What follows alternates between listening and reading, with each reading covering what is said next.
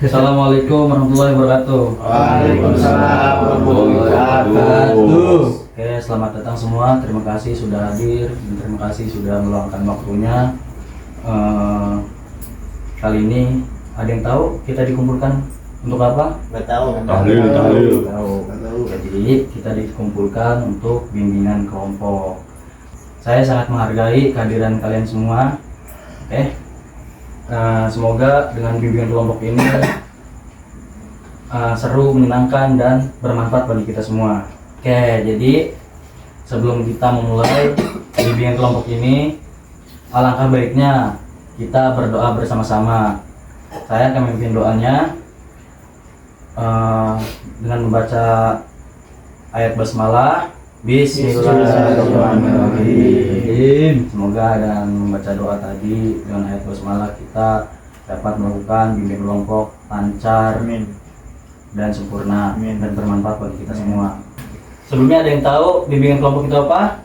Tidak tahu. Jadi bimbingan kelompok ini hanya sharing-sharing atau bertukar cerita, bertukar pengalaman, membahas problem-problem yang ada di luar. Kita di sini ngobrol santai saja ya teman-temannya. Oke, untuk buku atau alat tulis lainnya simpan dulu, oke?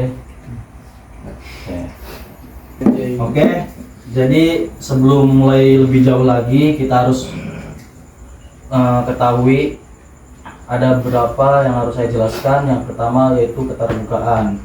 Di sini kita harus terbuka, saling menukar pendapat, saling dinamika komunikasi yang harus lancar. Apa itu dinamika? Dinamika itu kalian berbicara yang nyambung gitu. Si ini membahas yang A, ini juga membahas yang A. Nah, walaupun pro kontra itu yang dinamakan dinamikanya bagus.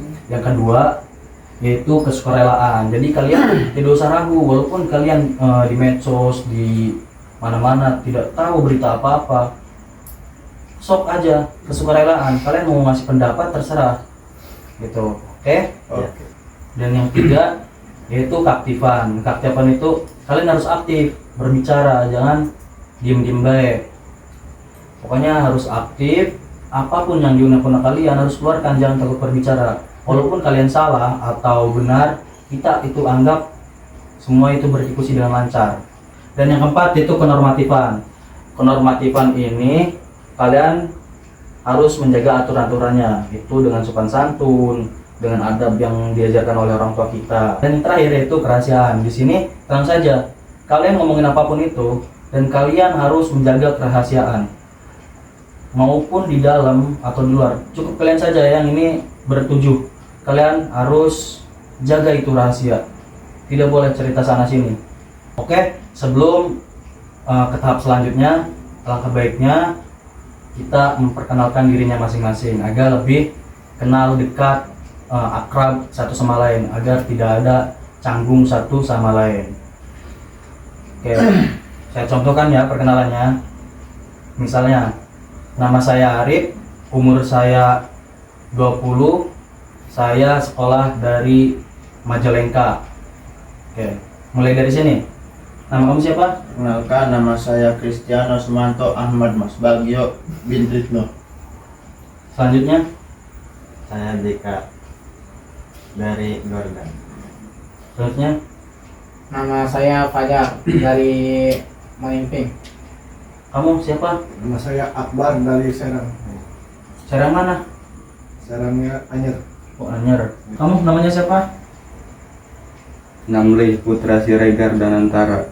Namlay Putra Siregar Danantara. Iya, Dari mana? dari Jogja. Oke, nama kamu?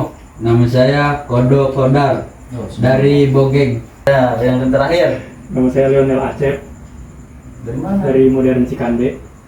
Cikande modern kali. Iya, sama aja. Oke. Dari semua ini, apakah ada yang masih ingat nama-nama yang ada di sini? Enggak, lupa. Ya, Lupa. Oke, teman-teman, tadi sudah sesi perkenalan. Semoga kita sudah berkenalan tadi makin akrab ya teman-teman. Dan selanjutnya ke sesi selanjutnya. Baik, kita akan melanjutkan ke tahap selanjutnya dari bimbingan kelompok ini.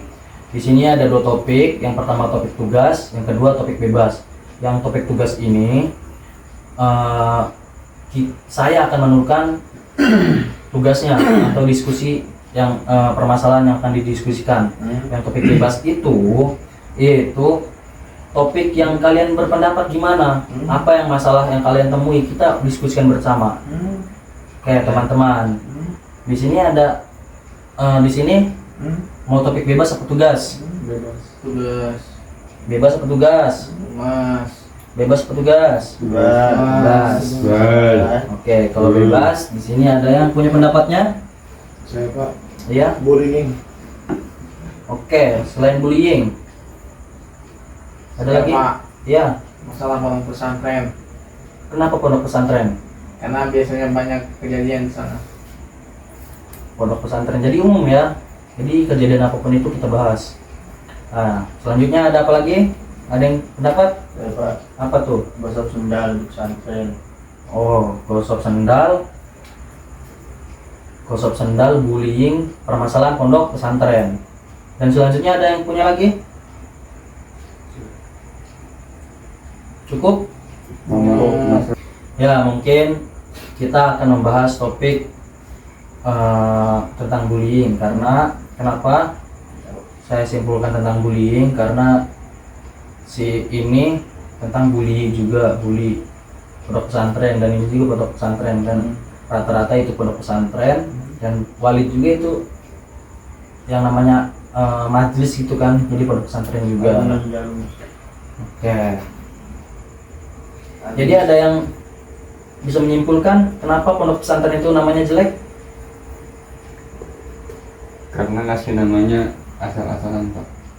Baik, ada yang berpendapat tentang tugas kali ini, tentang bullying di pesantren atau gosok di pesantren, atau tentang agama-agama yang tidak baik untuk diajarkan ke kita semua. Ada yang berpendapat? Saya Pak, Kenapa? kenapa yang digosok anak pesantren? Kenapa anak luar nggak digosok? Ya, selanjutnya ada lagi?